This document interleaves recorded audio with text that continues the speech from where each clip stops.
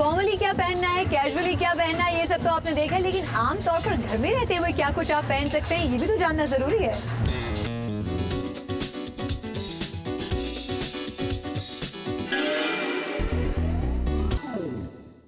तो सना, हमने formal outfits की तो बात की, बट वीकेंड पे क्या किया जाए? आई नो कि मेरी तरह बहुत सारी लड़कियों के पास कम से कम एक वाइट कुर्ता ज़रूर होता है। हम हर वीकेंड पे उसको कंफर्टेबल होने के लिए पहनते हैं, but how to make it look different from what other people have? Sarah, the answer would be accessories.